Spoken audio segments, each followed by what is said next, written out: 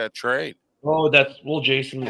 Rise and shine, it's a brand new day. Ken can take the stage, ready to play. Weekdays at 10, the cars and the scene. Coffee in hand, they're living the dream. Aggression in the voice, got the whole town awake. Bringing fire to the mic, make no mistake. Shows in the corner, spitting out facts. Dropping truth bombs, ain't holding back. Ken in the morning, feel the heat. From 10 a.m. CST, can take a seat. We live and loud, that break in the mind. Ken and the bold.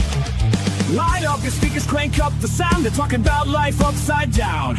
Opinions exploding like a sonic blast. In the studio, they're built to last. With passion and grit, they engage and ignite. Every single week, they're a force can fight. From sports to politics, This is a Huddle Sports Network broadcast. You can find us on Roku TV, Amazon Fire TV, Facebook, and of course YouTube. Get all your NFL news here first. Good morning. Welcome to another edition of Ken and Ken in the morning. And of course, we got, it was going to be a show with this many guys to begin with, but it's a big day. We got, of course, Ken, the Packer fan, who's all decked out on not normal deck out in Packer gear. I wonder why. Of course, we got Ralph Williams from RW Media here today. We got our own Timu. Yes, I said, yeah, it's the Timu. There we go. Joe Rogan. Joe is here, of course, to get this morning as normal. And coming out from the West Coast, from the Californias, the People's Republic of California, but also a Green Bay Packer fan. Jason, good morning, folks. How you doing? Good morning. Hey, go Pack, go, and welcome to the show, buddy. All right, it's great to be here. Thank you. And welcome, everybody. So I guess there was a trade yesterday that got a certain Packer fan or two happy. A certain Packer fan or two. Ken, I already told you yesterday, even though you said it wasn't going to happen, I'm going to need a change of underwear for today, and I do. I'll tell you what. And one more, we'll add one more to the show today. Because let's even this out a little bit. Welcome to the show, Broski Bear, because I know he wants to talk trade. I'm still sharing this out to the Twitterverse. Good morning, Bill.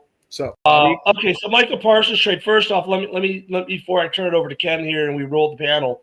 I think a lot of us on the panel didn't think it was going to happen because of everything that everyone talked about for the last couple of weeks with Jerry, the history between the two teams, and everything else. I will say this: I was surprised, probably like everyone else was.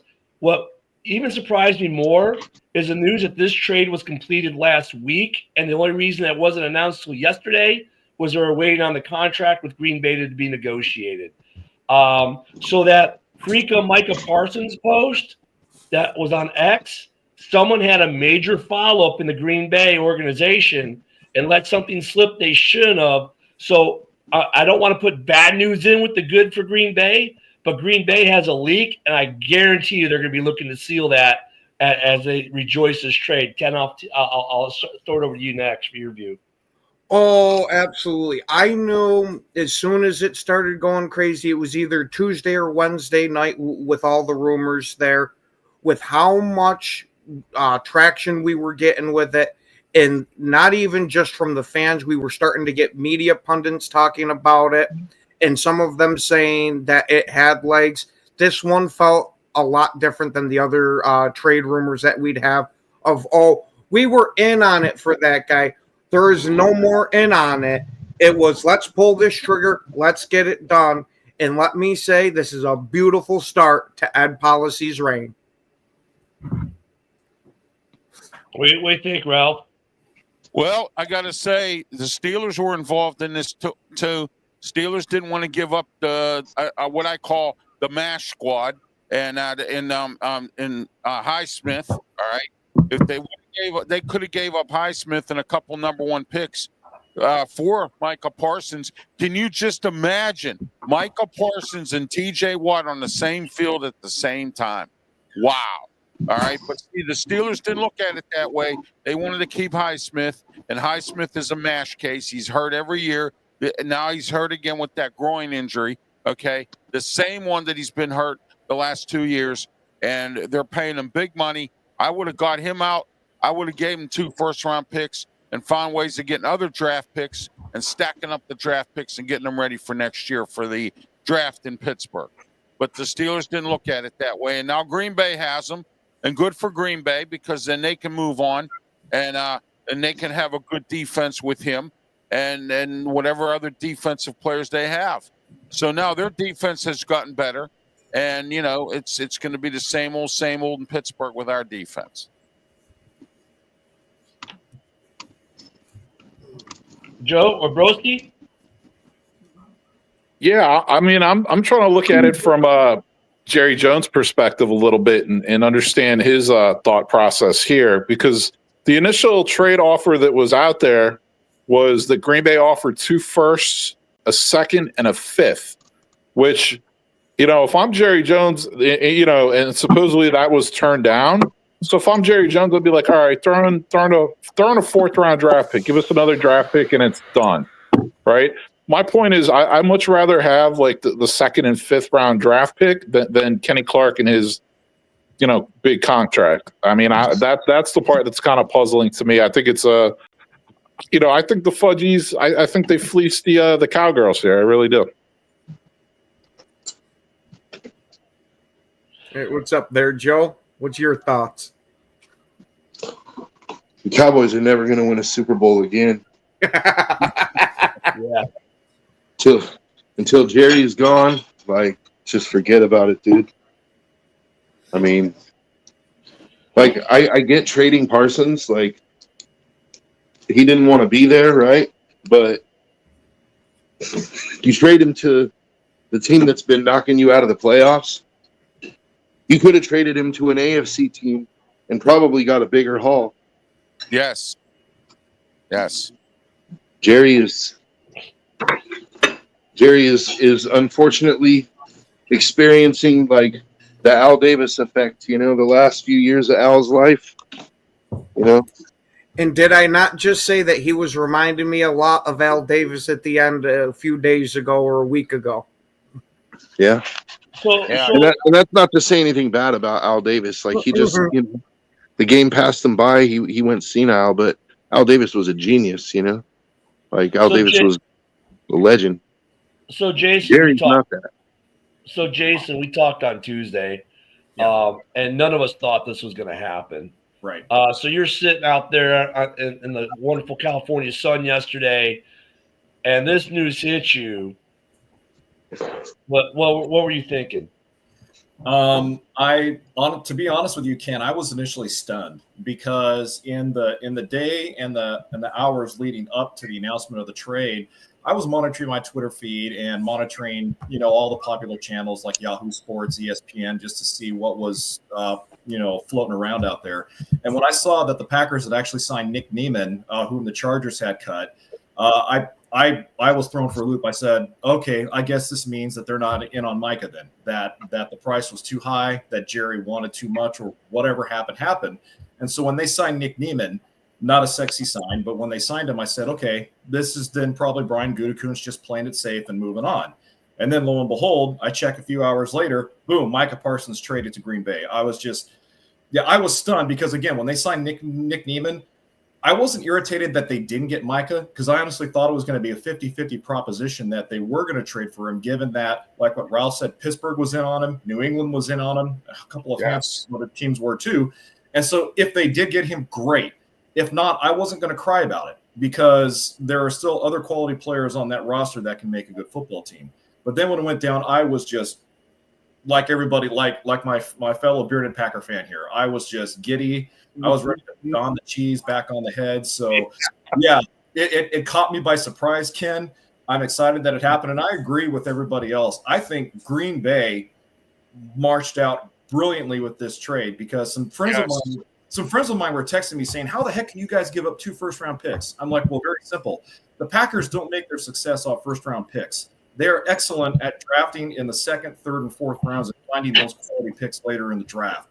So Brian Gutekunst, knowing, and Ed Policing knowing their history of success in evaluating, scouting, and developing talent in the later rounds, said, hey, if we can get a once in a generational type player in Micah Parsons for 2 first rounds, and we can pawn Kenny Clark, an over the hill veteran, off on Jerry, let's do it.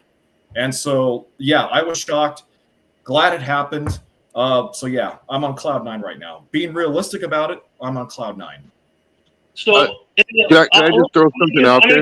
I'm going to give the Green Bay Packers some credit, and I did it before this trade actually even happened. Remember when we just heard they even made the initial offer, because the Packers don't do this, right? It's not in their DNA. They don't go shopping, sending out first round picks for anything, except for offensive linemen that they put in Ken's garden in the backyard to grow. And this is the biggest trade probably in the last 3 decades the Packers have ever made. And no, the Minister of Defense was not traded for. He was a free agent, for those who don't know the history. Because everyone said, oh, but what about when they got Reggie White? That was a free agent signing. I mean, the Favre trade was big, but at the time, people thought it was an insignificant trade. This is the biggest trade the Packers have pulled the trigger on since they tried to get Khalil Mack in 2018. They don't do this, not in their DNA. So let's look at what the Packers have done over the last 2 years with Gutekunst. Okay, they spent big money in free agency last year. They drafted a wide receiver for the first time in 2 decades in the first round, and then they pulled this trade off, which literally, I won't say everyone, but the majority of people, to include all of us here, thought this trade isn't going to happen. Ken was hoping. He's like, I'm gonna buy some new drawers if I need to, but yeah, I mean, Jerry's not that stupid, is he? I mean, we were all kind of like that, and then yesterday it's like, holy crap! Now look at that. There's a huge upside, and everyone's like, holy crap! Green Bay's got their defense. They're now all of a sudden. By the way, Lion fans are mad today because they're now not the favorites to win the division. And rightfully so. Green Bay is, right. Yeah, So- some teams can. They got to think outside the box now, and it looks like Green Bay's starting to do that. Steelers are doing that as well. I didn't expect them to get rid of George Pickens. They ended up trading him to Dallas. So a lot of these teams now in Green Bay, Steelers, they have their set standards about how they do things, Right. And now they're thinking outside the box here and doing some different things. Like Omar Khan, our GM, they call him the Con Man because every time you turn around, he's pulling off some amazing deal or trade or Well, here's where I was going though, and Jim, this is where I was going to as well a little bit. So look at the Packer fans. You should be ecstatic, like really ecstatic. You got a baller, right? And you gave a ton of money. The draft picks are insignificant, like Ken said. You guys don't really. And Jason said the first round picks. I think any team would have been willing to give that up. The Bears would have done it. The Raiders would have done it. We've all done it. It's the money piece now. Now, a bunch of guys came. I said this is great for the Packers, but this is an all-in move because they're now in win now because they're about to be in cap hell, which the Bears just got out of. Thank God. Which our cap hell is created by. Once again, that Khalil Mack trade, the one that the Packers tried to make, but we got instead, right? So they're all in. So the question is, and Lions fans are mad, and Bill's asking, okay, well, who cares about previous rings? They're not discussion. We're talking about rings that are going to happen. Do the Green Bay Packers, where does this put them in terms of being able to, are they all in, or do they still, and if they're all in, they're all in. How long is this window, right? And and what this means, and there's the secondary. Thank you, Orlando, for bringing this up too. I'm sorry, guys. What does this mean for them with Hutch? I mean, $47 million. Hutch is going to want 50. Man, contracts are getting out of control. Go ahead, Ken. With the way that Green Bay's contracts are staggered along, yes, that means we're going to lose some players, but a lot of these players were guys that there was a good chance they weren't going to get another contract anyway. I think this almost spells the end of time for Romeo Doubs in Green Bay, possibly Watson too. I definitely think Rasheed Walker will be gone next year. But with Green Bay being a draft and develop team, that leads you to not worry so much.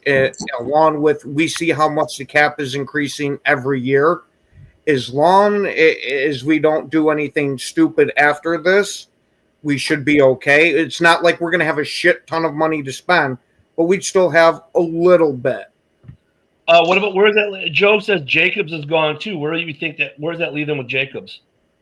Oh, I still think. No, I didn't say. I didn't say Jacobs. I said Jenkins. I saw an ESPN piece yesterday where they were breaking down the trade and the ramifications of the trade for the Packers financially. And according to ESPN, the odds are good that they're going to lose Elgton Jenkins over this as well. There's a possibility that we could, in depending on how well Elgton Jenkins does at center, is going to be whether we're going to invest a whole bunch of money into him going forward. But the center position's a little bit fluid here in Green Bay to start with, since you got Jenkins switching over to center now. We do have Monk in the pipeline, but I still think that if they want Jenkins on this team bad, they will find a way to do it, especially with Russ Ball managing the cap. I just wanted to throw something out there, like, because Ken the Bear fan has brought this up, and I never really noticed it until now, but I kind of agree with Ken on this. It's funny how, like, yesterday, 5 before the Micah Parsons trade, Kenny Clark was a Pro Bowl player, and he was one of the better DTs in the league, right? One of the probably top 5 nose tackle. But now he was an aging veteran that is over the hill, and he's on his way out. Like, where's the Kenny Clark love from yesterday? I'll give you, he's an aging veteran, but he is still one of the better defensive tackles in the league. That's all I wanted to hear, because I was going to say I'm not changing my position on that. I hear a lot of Packers fans saying, like, oh, Kenny Clark, he was aging, he's over the hill, and this and that. The dude made the Pro Bowl last year. Like, what more do you want? Last year was also a down season for him statistic-wise, too, after we gave him that big third contract. Hey, Ken, your Packer buddy Bill's not doing you favors. Like, as you're saying one thing, he's basically saying exactly what Joe just said, while what you're saying, I agree with more. But Bill, being a consummate Packer fan, diehard Packer fan, is basically feeding right into what Joe said. Now, let me say this in all fairness, though. Conversely, the Cowboys are sitting there, Jason, going, yeah, but our coaches in the building, the feeling was that Micah lost the desire to play, and he was half-assing it, and blah blah blah, and all this other trash that is coming out of Dallas, how they basically are looking at this as we got better because we got rid of Micah. I'm like, come on, man. What I love is the narrative. I'd be thinking the same thing. What I love is the narrative that they're running with, that Micah Parsons was a locker room cancer. You didn't hear anything bad about Micah Parsons until he got into this spat with Jerry Jones. I know. That's why I was asking Jason about it. Oh, I didn't hear you say that. It's okay, Ken. Yeah. So here's my response to Jerry's response about the trade. If Jerry Jones really believed what he just said, he would have pulled the trigger on this trade back in March, when A, he had a lot more leverage to work with heading into the draft. B, he could have leveraged a lot more draft picks for Micah Parsons heading into the draft. And also, too, I think that I disagree with Jerry where he says, or others when they say that this is a Herschel Walker type trade. From what I recall, the Cowboys got a ton more draft picks for Herschel Walker than they did in this one. So this trade will not be as impactful in the long run as the Herschel Walker deal was. Also, the Cowboys, look, say what you will about the Cowboys. They've done a decent job at evaluating and drafting and developing some good young players. Micah Parsons is a good example of that. But still, there are no guarantees that they're going to be able to strike pay dirt with these draft picks that they got. So Jerry is not only insulting his fan base by telling them this makes them better with this trade. B, he's lying to himself. C, he's lying to his fan base, because he said back in March, we're all in with Micah. He's not going anywhere. He's saying a Cowboy. And then yes, exactly. Yeah, doing, and we've all heard this because it's all been on the national radio and everything else like that. But even before then, we could clearly see that this was the proverbial line drawn in the sand by Jerry Jones. And you know what? Micah Parsons and his agent crossed that line. They did something that doesn't happen a lot to Jerry. They won. Jerry controls his players. What Jerry wants, Jerry gets. Well, this time he didn't get what he wanted. And you know what? He did the right thing. He just did it at the wrong time. He should have pulled the trigger on this deal back in March rather than August 26th or 27th, whatever date right now. The 28th.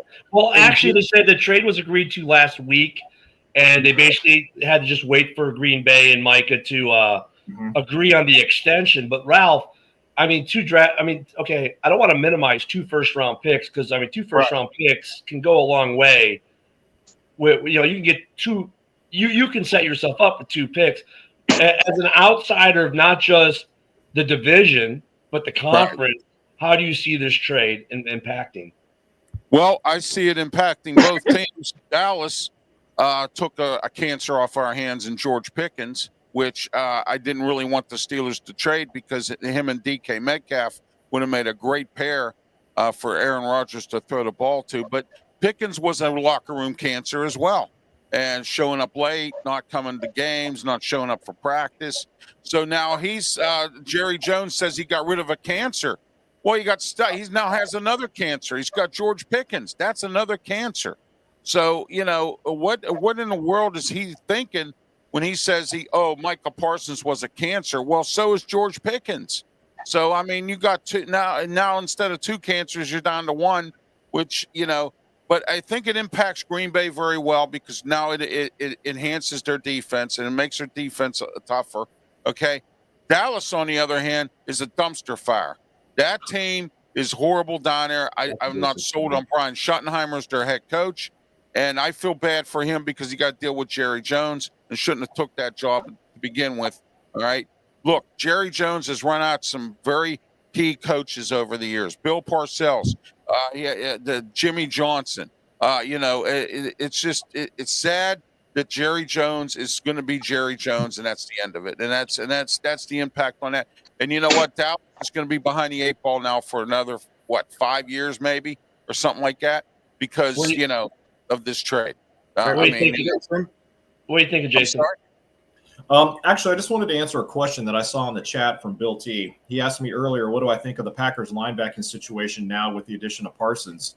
Because their linebackers, were good, were solid last year, but not great. Bill, the answer to your question is I love it. I think Micah overall is going to make them better because when you look at the depth of our linebacking core, we have Edgerrin Cooper there on the edge. We have Isaiah McDuffie, who's still a great young talent and emerging. We still have Quay Walker, who is a great young talent and emerging. So you have now a linebacking core that's going to be a whole lot better with Micah Parsons in there. And another thing, too, about Micah that we're kind of, overlooking here a little bit is that he can defend the middle of the field as well as he can rush a passer. So right now, Jeff Hafley, the Packers defensive coordinator right now, has carte blanche to mix and match these guys any way that they want. And the Packers had a difficult time rushing the passer last season. And so anybody they get that can make the linebacking core better overall is a great improvement. So I hope that answers your question, Bill. Let me add this real quick with 2 things real quick. One, on the cancer topic. I mean, just because the guy that was a cancer in your locker room, like Micah Parsons, maybe he was a cancer. Maybe that's true. Let's just say, okay, fine. He was a cancer in their locker room. And this goes to Ralph's point too, though, about brain freeze. Pickens, thank you. Yeah, Pickens may have been a cancer in Pittsburgh for whatever reason, but when guys get to a new team, sometimes they get new attitudes. Hey, now I'm happy to be here. I'm happy that I'm not in this place. So the cancer argument, I always find, no matter who the player, it's always whatever, because they get to that new team and they come in with a fresh new take, a fresh new attitude. And so that cancer thing kind of goes away, I think, overall, not in all cases, but in the majority, right? Because there have been a few where obviously that wasn't the case, but overall, it usually turns out where the guy's okay at the new place. The other thing with the cap hell and A-Dub always bringing great comments. It's not I wouldn't say it's a stretch. It is a reality, but it's a reality of it that some teams deal with better than others, right? And I don't think Green Bay has ever shown that they have the inability to deal with their cap because they've always dealt with the cap well. but it is going to affect. There is a cap held argument there because yes, it is going to affect your cap now that you're spending $47 million on a linebacker. That means other guys can't get signed. It depends, and you've already got some big contracts you gave Zach Tom the big deal this year. Of course, Jordan Love is making his big money, and that's a good thing. Your quarterback's already paid, right? But now, like, you got 2 wide receivers you got to make. And things like I think Dobbs and Watson might be gone now. We might have to look at other options. Now you've got a cheap, first rounder. So cheap is kind of a relative term, but a cheap-ish rookie contract receiver for the next 4 years until he wants to get paid. If Golden pans out, which Packer fans all expect him to do.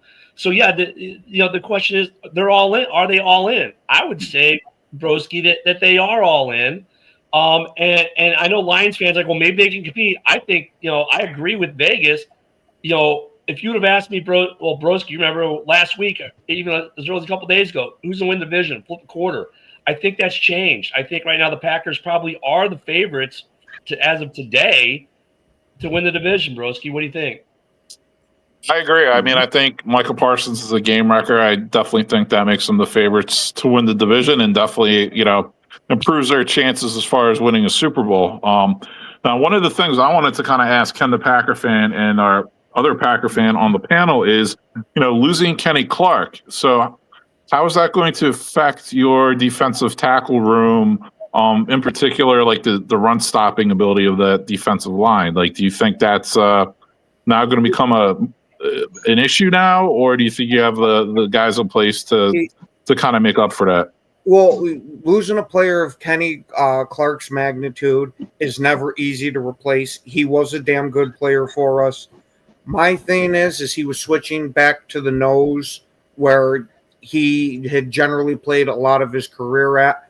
I want to know what we plan on doing with the nose because I don't want to move Wyatt back over to the nose. Granted, he did do decent last year as it, but I want him freed up to be the pass rushing defensive tackle. I would personally like to see us trying to use Stackhouse as the nose tackle because at least in the limited amount of preseason stuff that we saw, he seemed to be somebody that could eat up a couple of blocks. Now, what do you think about this, Jason? Yeah, I agree with you. I think the 2 guys this is going to put a lot of pressure on the defensive line, obviously, are Lucas Van Ness and Devontae Wyatt. And neither Van Ness or Wyatt are run stuffers. They are pass rushers. And when you look at the depth of the roster's defensive tackle position on the right now as it stands, it's not really a lot. There's not an impact player that can step up right away. So I do think it's going to be an experiment for Green Bay. Stuffing the run will be one of their weaknesses as they march on through the season, provided they can stay relatively healthy. But yeah, again, I agree with you. I think that Stackhouse probably right now is the best bet to step up and take over for Kenny Clark. Now, what would you think about kicking Van Ness into defensive tackle for some of these packages? Because we saw during this preseason, they were trying that out a little bit. Do you think he's got any promise there? And I just want to add one thing to what you had said, that Van Ness might not be a run stuffer, but he does play the run pretty well in the first few seasons or the first couple of seasons that he's had. Do you expect him to take another step there? Or do you think we kind of have an idea of who Van Ness is already? I think we have an idea of who Van Ness is already, but knowing Jeff Hafley's propensity for mixing up things on the defense, I wouldn't be surprised if we see Van Ness be more of a defensive tackle type run stuffer this season. And let me go back and kind of contradict myself in a way. I think Van Ness has the talent to be a defensive tackle full time. I really do. I just don't think right now, because he has because he has the genome of being a pass rusher built into him, that's the first thing they have to work on with him is the mentality. I think he has the skill to be a great run stuffer, but you need to sear it into his mind, okay, we need you to be a run stuffer if this is what Green Bay wants to do with him. So, yeah, I think he can step up and do that, and I would love to see him do it because he's still relatively young. And, I mean, let's face it, he didn't have really an outstanding season last year, and there were already some question marks about his long-term viability on the defense. So let's move him into a different position, flip-flop him here and there, and see what he can do. I say flip the coin because now you have to. Now that you made this deal, you bring in Micah, you kind of have to flip the coin and get creative with some of these other guys on the defensive line. So Yeah, Joe, Van Ness is interesting because to me, it's like you either tell him to bulk up and add 20 pounds and kick him to the inside, or ask him to shed 10 pounds and be like, okay, you're going to be a pass rush specialist. He's kind of like in that in between right now. Yeah. So some quick numbers really quick. Over the cap isn't fully updated, but they do at least have Rashawn Gary on the roster for 2025, just not for 2026 yet. But for 2025, coming into the season now with Rashawn Gary added with his base salary of $7 million and his cap number of $25 million, the Packers have $1.4 million in cap this year left. They have $54 million in dead cap. So they're pretty much maxed out. They're going to be, if they need to do something, put this way, Packer fans, you're probably not buying anyone at the trade deadline, and you have very little money if someone gets injured. Now, what's his number for 26? Does anyone know is it 47 million against the cap in 26 as well? 47 or 50. I think it's 47. Well, right, without the Micah deal, the Packers are at 29.4 million in cap space for next year. We'll just add 20 million because they already got the Kenny Clark dead money there. It's funny, but they don't have Micah's contract in there. So right now, you guys are probably negative with adding the 20 million. Would say that we're going to get added about a negative $1 million, $2 million, $3 million, somewhere in there. So those are the actual raw number guys. Now look at Mike the Bear fan was railing in the House Hall back chat yesterday because he's like, watch how much of this money is going to be converted into some kind of bonus that doesn't count against the cap. And he's been railing on this for years, and he's not wrong. Dollar spent is not necessarily a dollar against the cap because of the way these guys do the money. So, when we talk about the cap health thing, there is some trueness to it, but there are so many ways out of it. I would say out of it, mitigate it. You can manipulate it any way you want. I mean, there's always a way in and out of that, like you said. But I wanted to talk about Bill T's comment right here. Yes, George Pickens was a cancer. If DK Metcalf, to Ken's point that he made earlier, sometimes a change of atmosphere is a good thing. Maybe George Pickens in Dallas might be good down there. And then DK Metcalf coming to Pittsburgh, from what I hear, every player in the NFL likes Mike Tomlin. So, I mean, I want to play for Mike Tomlin. So, DK Metcalf, he has Aaron Rodgers throwing him the ball. So I think DK Metcalf is, from what I understand right now, everybody's getting along. So we'll see. I mean, this trade right now, it puts the Packers in a win now thing. Their pass rush now becomes very lethal. And you know what? In this division, with the receiving core, tight end cores that these teams have just within the division alone, it's neat. It was the necessary move for Green Bay to become even more competitive than they already were. It's been an arms race in the NFC North, right? They now have a defense that can do a lot of things effectively against NFC North offenses. Now, the question is going to be, how's their offense going to suffer because of it? Maybe not this year, but next year in this arms race. And that's where the cap stuff comes into play. Look, at the NFC North is still going to be tight. This does not mean Green Bay is winning the division just because this happened. Micah is a great player, but guess what? All four teams in this division have great players and have playmakers. And with quarterbacks getting rid of the ball in 2.3 seconds or less in most cases, even Caleb, you kind of mitigate that pass rush with quarterbacks getting rid of the ball so fast, or effective running games, which Green Bay still has to address that issue because some will say that the trade, while making their pass rush better, made their rushing defense weaker.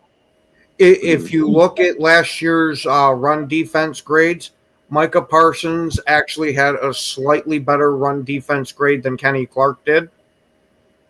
So to me, the run defense on paper is relatively going to be the same. Now, granted, in reality, removing a big defensive tackle is going to require an adjustment to it, but we're going to see how it ends up stacking up, and hopefully Stackhouse can be the one that fills that spot. So go ahead, Joe. I think there's a lot of similarity in this situation to what we were just talking about with the Lions offensive line. Like a few weeks ago, we were talking about you can't lose like 2 starters, and we were calling Lions fans delusional for them saying, "Oh, our offensive line is fine. It's gonna be the same as it ever was," right?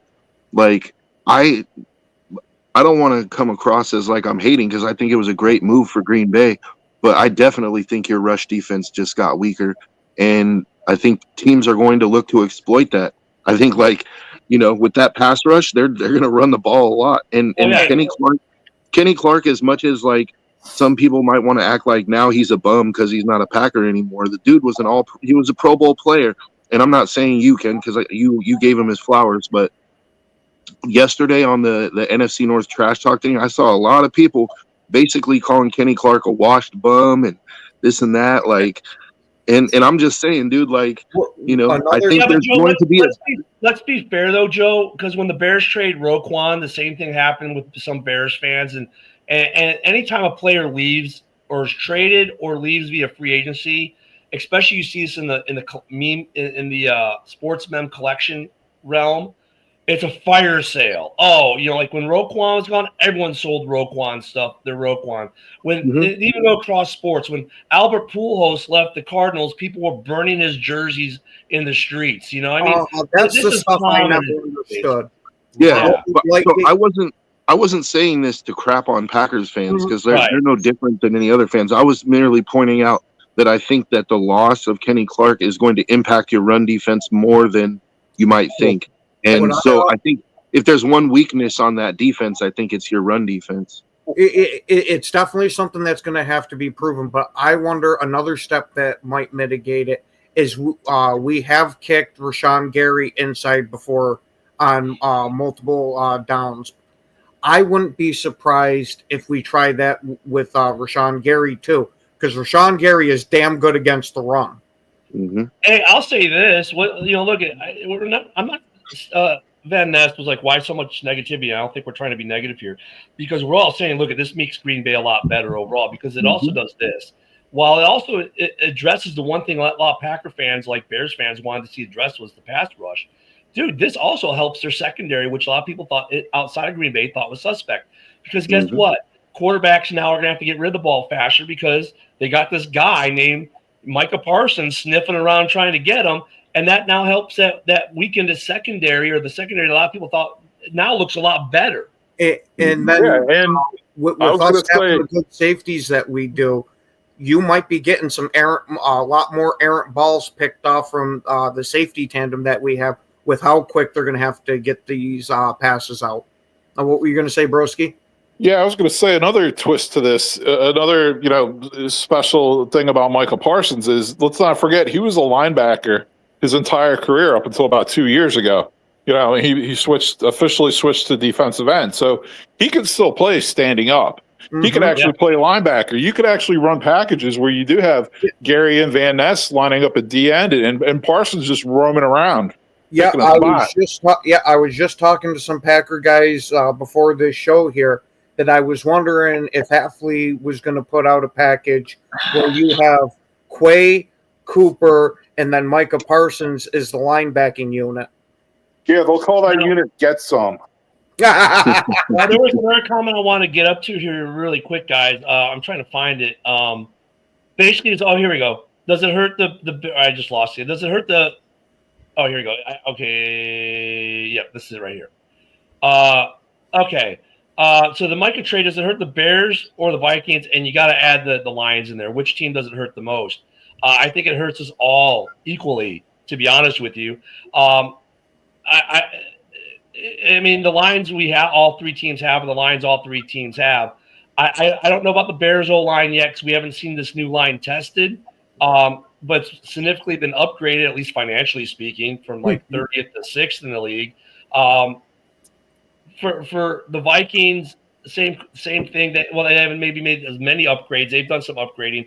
And for Lions, I mean, they got some new pieces in their line too. So I think it affects every team in this division equally.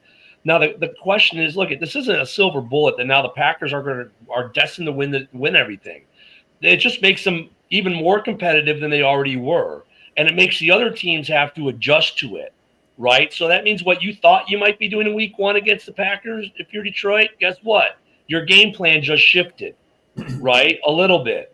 So, because they're going to run anyways. That's the Lions. They're going to run, those two guys all day. But, I mean, it is going to shift the plans. Could the Packers not win the division? Most definitely. Could the Packers finish in the basement with 9 wins? It's possible. I don't see it happening now, but it's possible because this division overall is a very talented division. The mindset we have to remember, this isn't the NFC North of, let's say, a decade ago, where the Packers were above, they were the best of the worst, and there was a big gap between. All 4 of these teams are pretty darn close in terms of talent. This brings the Packers' talent level way up from where it was, but they were the weakest team in the division talent-wise to the other 3 to begin with. So this brings them way up. I don't know if it makes them the most talented team in the division. That's now something that can be debated really well. But you know what I'm saying? So all the teams, I think, are impacted the same way within the division. It makes this division that much tougher. And it makes Dallas just look stupid because, honestly, Jerry could have gone to the Raiders and gotten so much more. He could have gone to a lot of other teams. He could have gone to Pittsburgh and gotten more. Speaking of that, Ken, I think we got a live look at what happened during that trade. I was going to say another team that makes look stupid is the Lions because, all you hear is, these guys are sitting on $40 million in cap space going into each season. And like we just discussed, you can manipulate the cap any way you want. So I'm not buying this, we got to sit on all that cap to resign all these good young players we have coming up. It's like, no, Brad Holmes, you need to push your limits a little, bud. Like you need to figure some things out and make it work. If you truly think you have a Super Bowl window, you need to go all in and make a move like this. So, I mean, I got to give, the Packers some credit for doing it. Tons of credit. And we'll see what happens, man, And I'll say this, and look at my buddies over at C&G, and they used to be on House way back when, but they got on yesterday right after this trade, and they were hot, and they were pissed at Ryan Poles. They're like, well, how the hell do you let this happen, Ryan Poles? And I agree with their sentiment to a certain degree. I like Ryan Poles as our GM. But how the fuck, Ryan Poles, do you not get in on this and try to do something? I mean, there's not a Bears fan out there who would have said, yeah, give up the 2 first-rounders and a player, right? I mean, you could have given Tremaine Edmonds and we would have done somersaults. So there's some with – so it's – hold on, Ken, real quick. So, Broski, it's not just the Lions who we should be going, what the hell? Chicago, what the fuck? Why didn't you try to get on this? Minnesota fans should be going, yeah, Quezzy, what the hell? How are you going to let this happen in Green Bay? And why are we not hearing? And for all 3 teams in the North, why the hell are we not hearing any reports of any of the other teams in the North trying to get in on this deal and making it happen for them? And why are you letting Green Bay do it? Go ahead. Well, it's a tough division there. Why in the world would you do that? Like you said, Ken, and you're exactly correct on that. And apparently the whole reason that Jerry traded him to Green Bay is because he specifically wanted Kenny Clark. That was the major selling point of the deal for him. Well, I get that, but but that's not the point I was making, though, Ken. The point is, why are we not hearing that Detroit, Chicago, or Minnesota were making offers? Yeah, we're not. So I think the reason for that is the Bears. They're more than a 1-year fix.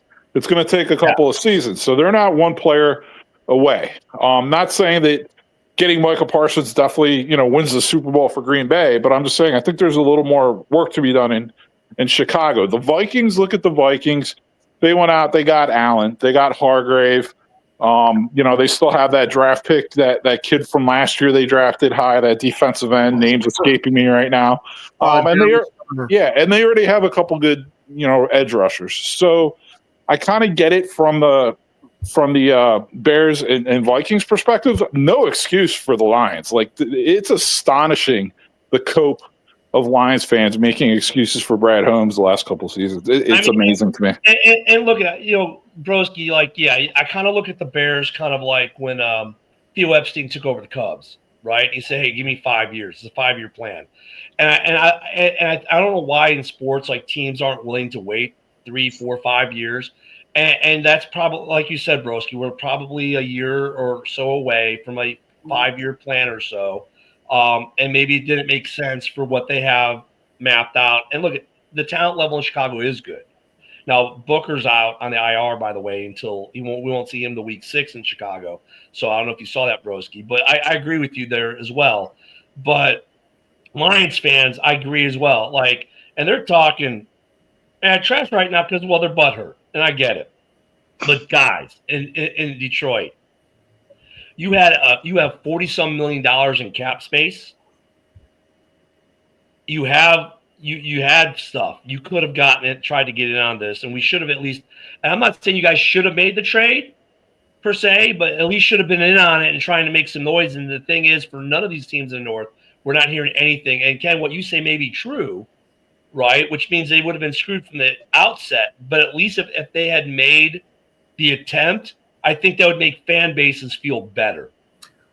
Yes and no from a Packers perspective. That it was nice when we were in on all these trades in the years leading up to this. That we're in the conversation. But if you listen to Packers fans, they'd always bitch that we're always in it, but we never pulled the trigger. That I think it would have been a major part of it. It's a consolation prize that you were involved, but it's not much of a consolation prize. And Jason, building off what Ken said, for you guys, man, like I said when we opened the show, I mean, look, in the last basically 2 years, you guys spent big money in free agency, which you Packers don't normally do. You went and drafted a wide receiver in the first round, which you haven't done in 2 decades. And now you've done what Ken said. You pulled the trigger on a big trade. I mean, I think this is the part of that regime change that happened, with the board of directors. Finally, maybe letting Goody do what Goody wanted to do and was held back on. I mean, I see this as a positive thing for Green Bay with what's going on in there. Yes, there's some negative connotations as far as the cap down the road, but in the short term, this year, maybe next year and the year after, I think it's pretty much roses for you guys. Yeah, and I'm actually to kind of answer that question, Ken. I'm going to take you back to 2022 when we lost to the Niners in the NFC divisional playoffs. It seems like that was a tough loss. Yeah. The reason I'm using that as the measuring stick here is because after that loss in those short 3 or 4 seasons since, it's been big expectations for Green Bay, but a short fish at the end of the fishing pole, if you catch my drift. I think the philosophy of this organization has definitely changed, and it really got amped up after we lost to the Niners in 22 in the playoffs because and for me, that started to officially happen too when they signed Josh Jacobs as a free agent, when they gave him all of that big money, because that told me from a philosophical standpoint, Brian Gutekunst and Matt LaFleur both have been on a semi-hot seat. We've made the postseason, but we've bowed out quicker than we got in.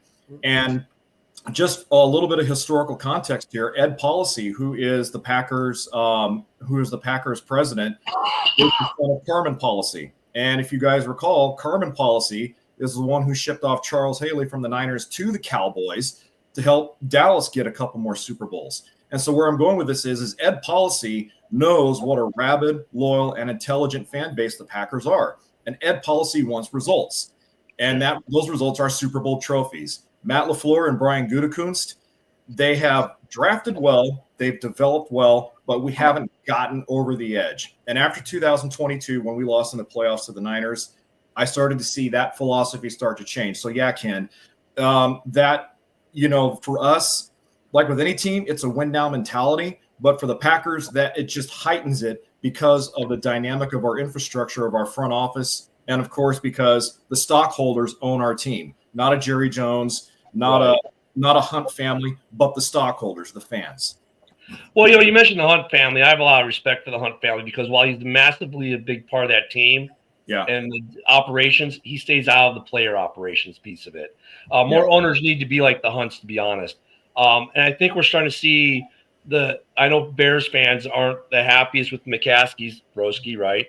But I think we're starting to see the McCaskies take that more of that tact as the Hunt family does. We've seen that in the last 2 years, at least what they've said publicly. I don't know if that's necessarily is true behind the door, but more people need to be like the Hunts.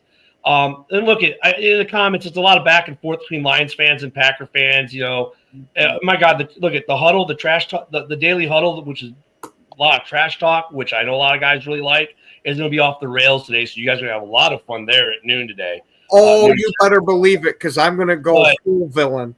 But Hey, what did you say about Josh Jacobs? What now? What, Joe? What did that comment say? Somebody was said, Nope, sorry, yeah, Joe. it's this one. Had a chance to keep Jacobs, but they didn't want to spend the money, and the Packers just paid more. Why are you sorry to say that? You stated a fact. He just needs to talk some trash to you. That's all. Here's the thing. The bottom line is this is a good trade. And yeah, look at Lions fans and other detractors say, yeah, but Parsons has an ankle injury history, blah, blah, blah, blah. Now he's playing at grass. Oh, my God. Freak out. He was a cancer in Dallas, whatever. He's healthy. He's playing. You can take whatever attitude he had in Dallas and probably chuck it out the door. He's obviously very happy. If anyone saw the video of him yesterday, to be in Green Bay. Packer fans should be happy. They should be talking some shit because they just made probably the biggest move that they've made in 3 decades trade-wise, right? At least 3 decades. So they have the right. Lions fans, you're still in the hunt. No one's saying you're going to lose 14 games now or something stupid like that. But this was not you're going to be your division this year anyways. You're going to have to fight for it. This just made the fight even harder. Chicago, I kind of agree with what Broski said. The Bears aren't there yet to make a trade like this. I mean, Bears fans always want whoever the free agent, every big free agent was tied to Chicago this year, whatever. I like what the Bears are building. They're still going to be competitive. They can still win a lot of games. They can still beat Green Bay. Just because Micah Parsons is added doesn't mean Green Bay automatically wins games, because you can still beat Green Bay. They're off the task form. If you have a good defense, which, oh, by the way, all the other teams in the North do have good defenses, you can win games. Micah Parsons by himself does not mean that you're all of a sudden losing games. Go ahead, Jason. Yeah, I didn't mean to cut you off, Ken. I saw another question here to me in the comment, and I believe that question was, who do I think has more to prove at quarter? This is on quarterback, at the quarterback position. Who do I think has more to prove, Justin Herbert or Jordan Love? That's a no-brainer. It's Jordan Love. Yeah. Look, Justin Herbert's already proven that he can play quarterback. In my estimation right now, Justin Herbert is a top 5 quarterback in this league in no discernible order. He's a top 5 quarterback in this league, given the talent that he's played with in L.A. Jordan Love has a lot more to prove. Jordan is talented. I've seen him play at the high school level because he played not too far down the street from where I live in the central San Joaquin Valley at Bakersfield Christian High. Jordan can play, but Jordan hasn't proven yet that he can carry a team on his shoulders the way that Justin Herbert can. So I do think this is, to me, offensively, this is going to be a make or break year for Jordan Love, especially since, correct me if I'm wrong here, Ken, I think he's into year 3 of that 4-year deal that Green Bay signed him to a few years ago. So for Jordan Love, you got the defense there to keep you in games. Now you got to step up your game a little more. You got to stay healthy, because last season I don't think he ever fully recovered from that MCL injury. Now's your time, Jordan. You got to quit making excuses, step your game up, and prove that you can be one of the elites. And Jason, I've been saying that for Love. This is how a make or break year. He's got to prove he's worth the big contract he signed. Yeah. And I think this trade, in a weird way, puts an exclamation point on that. Like, now it really, people are going to be focused on him because they say you can't blame the defense. Yeah, and I was going to add a little something about Michael Parsons. Let's not forget, he's from Harrisburg, Pennsylvania, played high school football at Central Dauphin High School, and went to Penn State. Like, he's used to playing in the cold. He's used to playing on grass. And Jason, I wanted to actually mention something to you. I think you should reach out to Van Ness and tell him to either shed 10 pounds or pack on 20 pounds. Believe me, Broski, if I had enough clout to do that, I would be more than happy to do that. Hey, I just wanted to throw out there, Ken said this was a good trade. I just want to throw in the caveat. This was a good trade for the Packers. Yeah. I think Jerry Jones should check, because he has a condom hanging out of his ass. Again, let me reiterate this. Now, look, for the Cowboys, I mean, it's not all doom and gloom. They do get 2 first-round picks to play with. They do free up a ton of, or some cap money, right? They do free up some cap money. But I mean, Yeah, I mean, today, the initial, yeah, the Packers win this trade. Now we'll find out 3-4 years from now when they revisit the trade, as they always do. If one of these teams does something with it, that what happens. But I mean, yeah, the Packers, and if it's just because Jerry liked one guy, then it really makes me, well, he better be worth it, because you just gave up Micah Parsons for Gary, and yeah, you got two. Or I'm sorry, for Clark, but you got 2 first rounders to go with it, but was that price worth it? I mean, yeah, that's got to be a rough one for him, because he was well liked in the community. He took part in a lot of things around there. He seemed to absolutely love being in Green Bay. This is the thing you hate about it for players like this, that built their lives in a city, and now all of a sudden, damn near without notice, it's, hey, pack your bags, you're going halfway across the country. I mean, look, because a lot of us, a lot of the previews we've all done, a lot of us had the Cowboys like in 3rd or 4th place in this division before this trade even happened. Yeah. Now, if they all of a sudden win this division, or they're in 2nd place in their division and competing against the Eagles for 1st, and they look really good this year, that's going to turn some heads. And if the Packers don't win this division, or somehow end up in 3rd, or win 10 games and end up in the basement, this division, it could happen. Who knows? It's going to turn heads. I mean, we got to see the games played. I don't think the Packers are in the basement. Don't get me wrong. But, I mean, if that weird thing were to happen for whatever reason, because maybe the offense doesn't shine through like now it has to, because they can't say, well, the defense anymore. Or hey, great, the Packers pass rush got great, but now teams run all over them like Mack trucks running down the highway. The trade may look different at the end of the year, but today, oh no, the Packers win it today. So yeah, I don't know, Ralph. I mean, to me, this seems like a Packers win initially. Yeah, it is a Packers win, but I have something I want to add here. Jeff Hafley is their defensive coordinator. He was the head coach at Boston College, and also he was the defensive coordinator at Pitt under one of the coaches, and I'm trying to remember which one it was. Okay, at the University of Pittsburgh. And what happened was the University of Pittsburgh, when he was there, the defense was not all that great. So what I'm saying is, I don't know where Jeff Hafley fits in this equation here as the defensive coordinator with the Packers, but. You know what? The Packers are better in a tough division, with Minnesota and with Green Bay and everything. Yep. Guys, it's been a heck of a day. Ken will say he saw us coming, but for the most part, I think everyone got caught a little off guard. I know I texted a buddy of mine, I served with. I said, hey, I hear there's a plane coming out of DFW. He said, oh, don't tell him something. He didn't realize the trade had happened. And I said, no, dude, he's coming to you. Oh my God. He was like, gushing. Packer fans, you should be extremely happy today. You have the right to talk a little trash today. You guys pulled off probably the biggest trade in decades for you guys, have done something that the fan base honestly has been asking for. And the rest of the division, we got to figure it out. That's it. The rest of the division got to figure it out. We can all laugh at the Cowboys, but now Green Bay is a little bit of a tougher route than they were before. Oh yeah, absolutely. And for that division, and it really helps that you have a better defense and a better offense. I mean, you got Minnesota, you got Detroit, you got and who knows where the Bears are going to go this year, but you never know. I mean, it's a really tough division to play in. And, we're getting close, boys. We're getting close, but we're getting so close, but we're out of time for today. I want to make sure I do this. Jason from Driving to the Top Productions, thank you for being with us today. Ralph, thank you for being with us. Broski, Joseph, everyone in the comments. What a great show today. I mean, it was a big deal, but great to have everyone here. Don't forget the Daily Huddle at noon is going to be just lit with the trash talk today.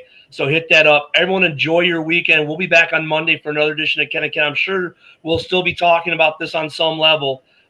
Guys, have a great weekend, and hopefully I'll be feeling better and won't sound like this anymore. And we'll see you next week. And as our buddy Norman always says, because you need to hear this every day, just in case you don't, I love you. All right. Thanks a lot. Thanks, Jason.